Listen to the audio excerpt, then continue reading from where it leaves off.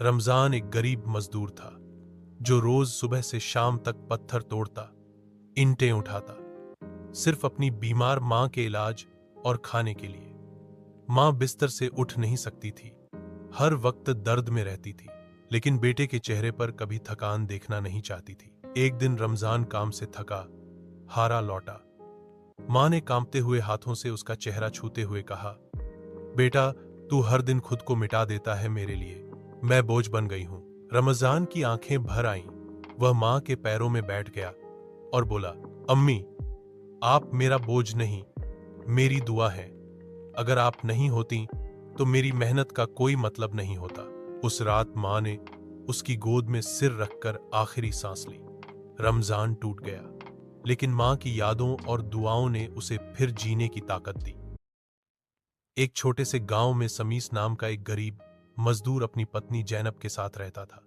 दोनों रोज सुबह सुबह ईंटों के भट्टे पर मजदूरी करने जाते थे ताकि अपने बीमार बेटे अली का इलाज करवा सकें। अली बचपन से ही बहुत कमजोर था, उसे बार बार बुखार आता था और शरीर में दर्द बना रहता था। घर की हालत बहुत खराब थी, कभी पेट भर खाना नहीं मिलता, लेकिन समीस और जैनब ने कभी हार नहीं मानी। जैनब अपने हिस्से की रोटी अली को दे देती और खुद पानी पीकर सो जाती। समीस दिन भर मेहनत करता और रात को बस एक ही दुआ करता, मेरा बेटा एक दिन ठीक हो जाए। एक दिन समीस शहर के एक अस्पताल गया, जहां एक रहमदिल डॉक्टर ने अली का मुफ्त इलाज करने का वादा किया।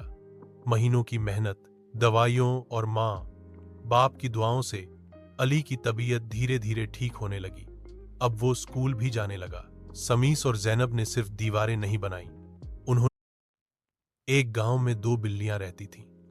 एक दिन उन्हें रसोई में एक रोटी का टुकड़ा मिला। दोनों ने उसे देखा और साथ ही उस पर झपट पड़ी। एक बोली, मैंने पहले देखा, रोटी मेरी है। दूसरी बोली, मैंने इसे पहले सूंघा था, इसलिए यह मेरी है। और दोनों में झगड़ा शुरू हो गया।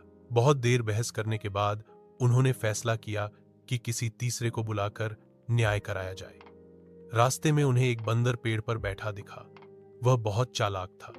बिल्लियों ने उसे पूरी बात बताई और कहा, बंदर भैया, कृपया इस रोटी को बराबर बांट दो। बंदर ने कहा, ठीक है, मैं तुम्हारे लिए न्याय करूंगा। उसने रोटी के दो टुकड़े किए और तोलने के बहाने कहा कि एक टुकड़ा बड़ा है।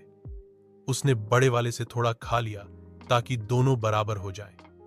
अब दूसरा टुकड़ा बड़ा हो गया तो उसने उसमें से भी थोड़ा खा लिया। ऐसा करते करते वह